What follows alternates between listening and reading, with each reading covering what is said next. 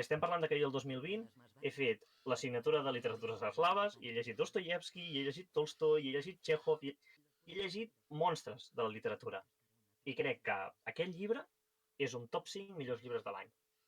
I ja està. No sé si voleu comentar qualsevol cosa, endavant, Però jo simplement volia apuntar que aquest llibre existeix i que és un gran llibre per llegir.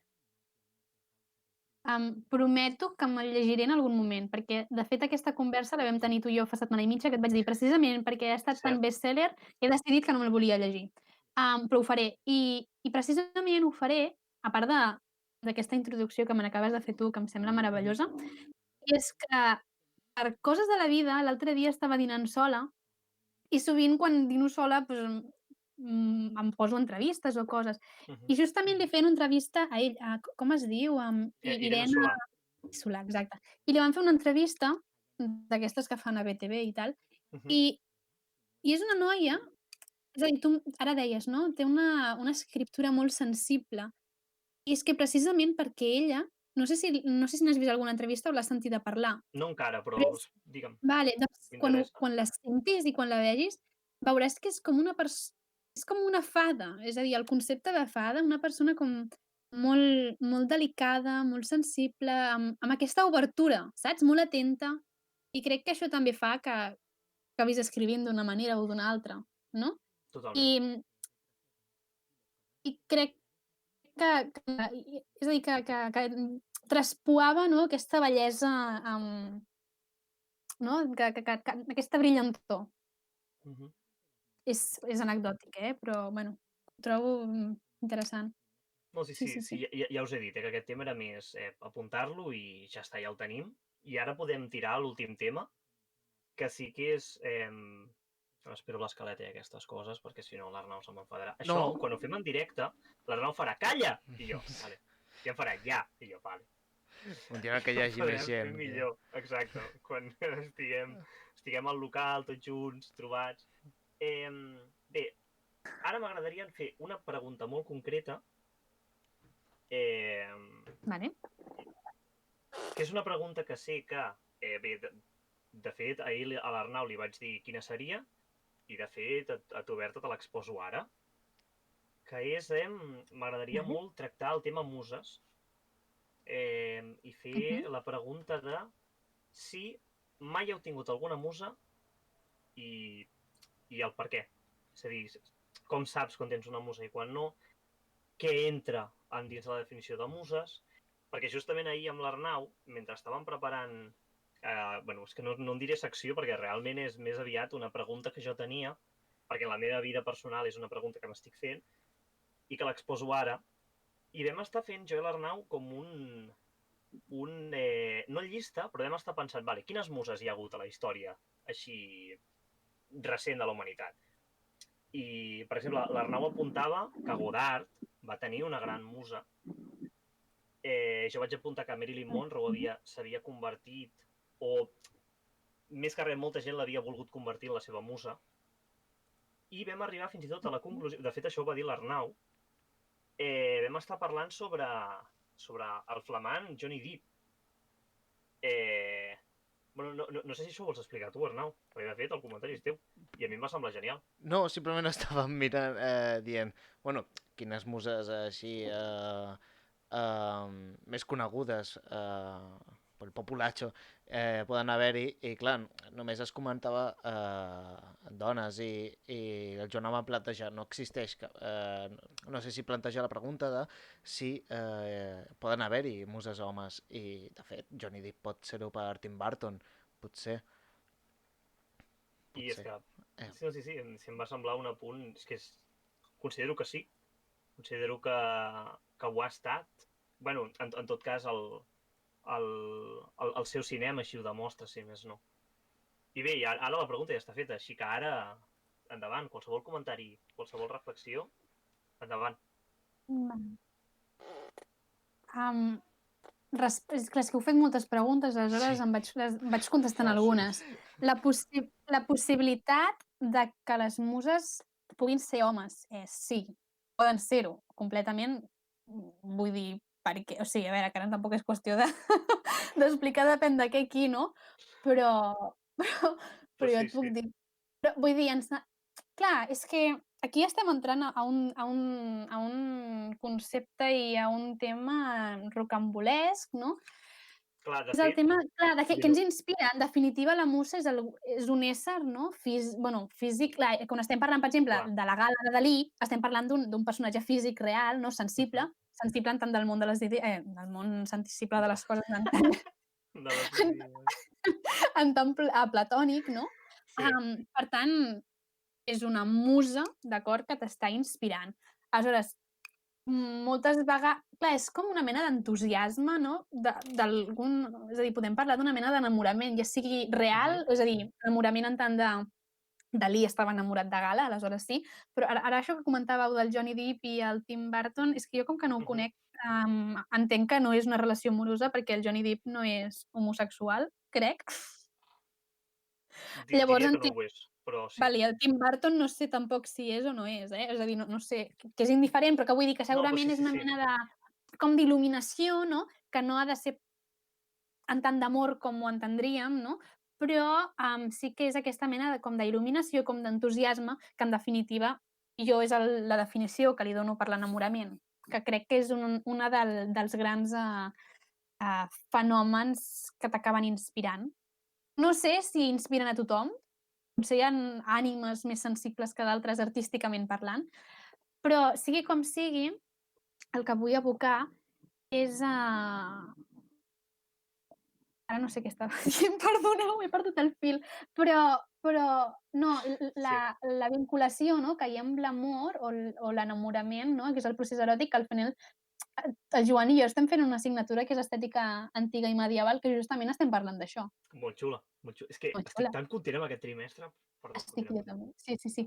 No, aleshores també em preguntaves, no, si jo he tingut alguna musa. No, clar, per això t'ho deia, no, en el sentit de que si jo estic enamorada, és a dir, si jo m'enamoro d'un home, a mi aquest home em pot inspirar, no? Per tant, serà la meva musa, sigui ell o no conscient, però, per tant, sí, un home pot ser una musa. Que no s'hagi retratat o no és un altre tema, perquè les dones, en tant que artistes, han estat invisibilitzades, no? Aleshores, és normal que no coneguem gaires muses homes precisament per això, no? De fet, a mi És a dir, jo quan plantejo la pregunta és Mm. perquè en el moment en el qual parlem de la musa Mm. és un concepte femení Sí. que de fet és un concepte que encara que sigui un home em sembla totalment correcte entendre'l com a femení.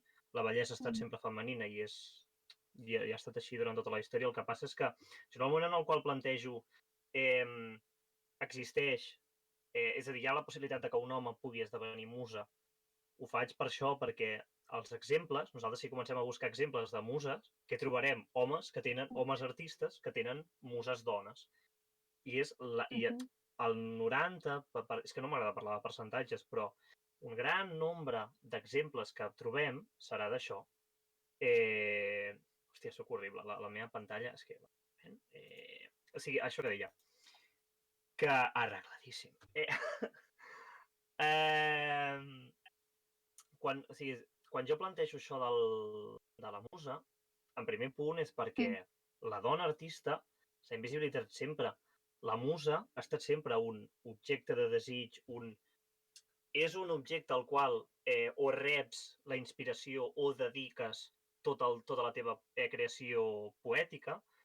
I una cosa que a mi m'està passant últimament, jo tinc la sensació que actualment tinc musa, ¿vale? I una cosa que em passa és, clar, jo tot el que havia llegit sobre les muses havia estat molt en terme desig, molt en terme... hi ha una cosa a la qual jo vull arribar, hi ha una cosa a la qual jo vull conquerir, hi ha una cosa a la qual vull dedicar tota la meva obra poètica. D'això en tenen molta culpa Dante i Boccaccio i Shakespeare, etc. Però una cosa de la qual m'he donat és de que hi ha dos tipus de persones. És a dir, hi ha la gent que t'inspira, et pot inspirar una persona només en terme estètic, pot inspirar una persona en terme d'un moment concret de la seva vida, com ha actuat o què ha fet o el que sigui. I una cosa que m'està passant actualment és que la inspiració no només em ve en terme imatge. La inspiració no només em ve en terme de penso en la musa m'aporta inspiració, que també em passa, m'aporta inspiració i jo començo a escriure poemes que no sé d'on surten. I una cosa que m'ha passat molt concreta és que jo fins ara tenia clar que escrivia. I ara de tant en tant el que em passa és que començo a escriure. I té el seu sentit intern, però no és un sentit intern volgut, ni és un sentit intern que porti enlloc, ni és simplement obra poètica per parlar. A mi saps què m'ha passat? Perdona, que ens vull tallar. Digues, acaba. Només acabar de puntualitzar que no només és en terme d'imatge, sinó també en terme de pensament, en terme de... en el moment en el qual... Que això crec que és una cosa... És que no... Potser és una sensació que tinc jo, També crec que tots estem subjectes a la nostra pròpia realitat, a les coses que hem conegut i a les coses que hem viscut. I el que jo he conegut des de sempre i el que he viscut des de sempre és que la musa és un objecte estàtic. És un objecte totalment romantitzat i és un objecte que està bàsicament fora de la mà de l'artista. I l'artista el que aspira és arribar-hi. I una cosa que a mi m'ha passat és com, en el moment en el qual la musa t'interpel·la directament, en el moment en el qual la musa t'agafa, i no només parlar de bellesa, parlar del que sigui, parlar de qualsevol de les coses que t'envolten, ja sigui la humanitat en si, ja sigui... És que de debò, qualsevol cosa, qualsevol tema del qual se'n pugui parlar i qualsevol tema del... o no. I perdoneu-lo de la càmera. Però m'ha passat molt de simplement, i dono gràcies a Manel, del simplement sentir-me entusiasmat. Simplement. De simplement admirar, de simplement estar-ne fascinat. I llavors, a seure, calmar-me i dir, no ens estem enamorant, no és que ara em vulgui tirar per un pont ni res d'això. També crec que és una cosa amb la que s'ha d'anar en compte de no barrejar conceptes aliens i que a vegades també Hollywood ens ha portat a que tinguem aquesta tendència a enamorar-nos de persones que no coneixem. I només això de com, i ho explica Manel amb la cançó dels entusiasmats, de com, de sí, som-hi. No ho sé, és que el problema és que com que ho estic vivint últimament encara no ho tinc ben estructurat. I per això ho preguntava, per conèixer. Exactament.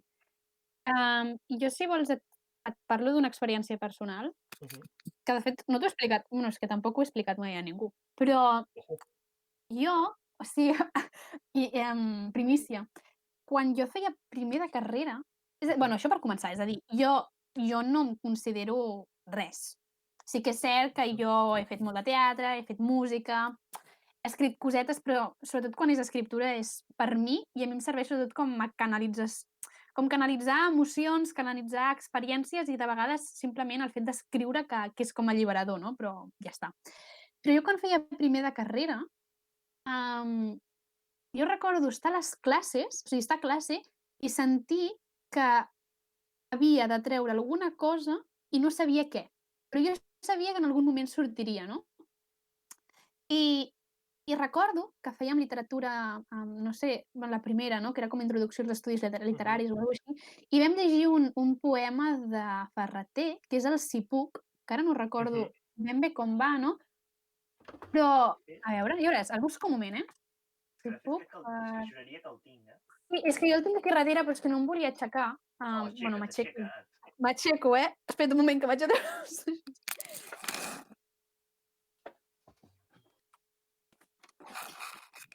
Torno a estar aquí. Vale, un moment, És que jo juraria que també el tinc, És que, o sigui, a més és... Mira, si puc. Sí, mira, i tant. Vale, llegim-lo a la vegada. No, llegeix-lo tu, és que jo el vull tenir. Vale, diu, alguna cosa ha entrat dins algun vers que sé que podré escriure i no sé quan, ni com, ni què s'avindrà a dir, no? I si puc, te'l duré cap a tu. Que digui els teus cabells o l'esclat... Perdoneu. O l'escata de sol que vibra en aquesta ungla, no? Però llavors diu, però potser no sempre tindré del tot present el que ara veig en tu. Vale, és igual, no m'interessa el poema. És a dir, m'interessen els 4 punts inicials, no? Sí, El fet sí, sí. d'alguna cosa ha entrat dins meu i que sé, no?, que en algun moment podré escriure, però que no sé quan ni per què, no? Mhm. I clar, aquest és com un moment de, no sé si d'inspiració, no?, però com el moment de preinspiració, en el sentit de sé que en algun moment hauré de treure alguna cosa, no? I al cap d'un temps, per coses que passen, que deixen de passar, aleshores és com que saps el que has d'escriure, però és com que et ve la inspiració. És a dir, clar, en aquell moment no estàs inspirat, però és un moment que no sé si a tu alguna vegada t'ha passat, que tu sí que has estat més avesat a l'escriptura i tal, de dir, és que tinc alguna cosa dins meu, No sé que quan deixo... tirar, però ha de Sí. sortir. Què? Digues. No, que estava deixant el llibre. I llavors és el moment, no?, que has d'esperar que t'arribi la inspiració. És a dir, Sí. què serà el que t'inspirarà, no? Quina serà la musa? I una altra cosa, que pot ser que el que t'inspiri, el que dèiem, pot ser una musa del món de les coses, per entendre'ns, pot ser una persona, pot ser una flor, pot ser una pedra, però també pot ser que aquesta inspiració hi acabis arribant tu com a procés de pensament o de treball. Perquè jo, no, que és a dir, jo de vegades tinc la sensació que estic molt inspirada quan estic escrivint alguna cosa que no ha de ser simplement literatura. És a dir, puc estar fent un treball, no, o puc estar reflexionant sobre un tema. Clar, és a dir, ara jo m'ho estic mirant com una persona acadèmica, com una persona que es dedica a l'acadèmia, no? És a dir, o els filòsofs en si mateix, no? Que també és poètica el que fan, no? Que és expressió de pensament. I clar, ara aquí dubto, no? Però, és a dir, quan tu et sents inspirat, què sents? Depèn. És a dir, crec que hi ha diferents estats d'inspiració i crec que la inspiració tendeix a arribar de diferents maneres. És a dir, en primer lloc, molts cops allò que deies de la preinspiració, aquella calma abans de la tempesta, acaba desembocant en dues coses diferents. Acaba desembocant en en un tsunami d'idees, de pensaments, de sensacions, tinc una necessitat de començar a escriure coses des de la quasi bogeria, i també hi ha la inspiració, aquella inspiració que t'arriba, que tu estàs passejant i simplement et cau una goteta. Cau una goteta al cap i pam, tens una idea. Que és el que a mi va passar, per exemple, amb la idea aquesta que us he dit abans del recull de contes del museu, que jo estava passejant pel carrer i de cop dic, això. I no és una gran inspiració amb un tsunami d'idees, no, és simplement una idea que et cau. Vull dir que depèn. És com una petita veritat. Però jo, per exemple, quan de vegades estic escrivint, depèn de què, no? I de cop i volta és com que m'il·lumino perquè dic, és que és això, no? I és un moment de rapte, però de rapte en sentit de que de cop i volta, és a dir, que jo que escric a poc i tal, de cop i volta és com que necessito escriure com molt ràpid perquè és aquesta mena d'entusiasme, com de follia, no? I és un moment que probablement durarà com molts 5 minuts, no? Però és d'aquesta efervescència, no? I que et ve de dins i és com un... És que és això, no? És això. I de cop i volta dius, és que ho tinc claríssim i és que no puc parar d'escriure ara mateix o de pintar o del que sigui, no? Perquè és això. I moltes vegades aquest és això a mi em surt quan estic treballant, quan estic en la meva intimitat, no? En aquestes 4 parets, que és la meva habitació, i és aquest moment de lucidesa, però aquesta lucidesa a mi em ve quan porto molta estona preguntant-me sobre allò que estic fent. És diferent d'una experiència que m'hagi passat, no? Que sigui com la idea o allò que m'inicia el procés d'inspiració. Però el procés de canalització, d'aprofundiment, d'aquesta il·luminació és meu i íntim, no? Bé, de fet, una cosa que passa amb la inspiració és que un ha d'estar preparat per ser inspirat. És a dir, no acostuma a passar que la inspiració simplement caigui com qui és il·luminat per l'Esperit Sant. A vegades passa, sí, pot passar. L'Esperit Sant. Com una Ho teníem idea. preparat, Teníem preparadíssim. Sí. Però com... Quan una persona... És a dir, una persona que no escriu poesia, per posar un exemple, una persona que no pinta, és molt poc probable que li vingui tot un reguitzell d'inspiració poètica. Perquè si un no llegeix poesia, si un no ha escrit mai poesia, i poesia dolenta, perquè s'ha d'escriure poesia dolenta abans de tenir un mínim de possibilitat d'escriure poesia. Si una persona no ha passat per tots aquests estadis i una persona no està disposada a... I et diré més, el fet de... És a dir, allò que deies de... És que és quan jo he treballat molta estona, hi ha dies que treballes i que penses i escrius, i no et cau la inspiració. I simplement fas coses que no és que estiguin malament, però no han estat inspirades i no són veritat absoluta. I el que passa és que de tant en tant, el fet d'anar treballant, estar tu, amb tu mateix, en un espai on ets, això que dèiem, tu amb tu mateix és el punt més íntim, més de la teva persona, i és llavors quan hi ha la possibilitat de... És potència de, crec jo. Completament. Completament. Sí, però evidentment també han calgut aquests dies de que no ha passat res, que probablement també és, vull dir, al final, qualsevol autor té moltes obres i no totes són brillants, no? També són bones, però no són brillants. Però perquè hi hagi aquesta brillantor, primer hi ha hagut no, l'existència d'una obra, doncs, no mediocre, perquè tampoc ha de ser mediocre, però bueno, més no tan evident, no? Sí. I totalment. Bé. Però penso que és un tema molt interessant. Digues. No, que de fet, si nosaltres... És a dir, si nosaltres fóssim, per exemple, uns escriptors, i totes les obres que escrivíem fossin les millors obres que s'han escrit mai, o nosaltres estiguéssim sota la llum de la inspiració durant tot el nostre dia, durant tot el nostre any, acabaria perdent l'essència de la... És a dir, al final, No, què? i no només això, que acabaríem bojos. També, totalment. No, perquè simplement no podríem viure. No, sí. Consisteix en això, la vida, no? I al final, no? Sí que trobem grans genis que han acabat en la bogeria. Vull dir, no ho sé, ara em venia I el... que s'han suïcidat. Que s'han suïcidat, no? Perquè precisament, i això ara m'has fet pensar en Plotí, perquè, perdoneu, em passo el dia llegint-lo, és inevitable que em surti, no? Però ell el que diu, no? És a dir, ell parla d'aquests instants d'il·luminació, no? I diu, precisament perquè són instants fugaços. Ell parla això d'instants fugaços i que no podem pretendre que siguin eterns, perquè si són eterns, és a dir, serà la bogeria absoluta. I per tant, bueno, no... És a dir, el problema és com tornem després d'aquest instant fugaç a la vida. No? És a dir, bueno, probablement... Bueno, és que a més aquest tema tu i jo n'hem parlat, inevitablement. Hem parlat. Hem parlat, no? Però bueno, al final és com...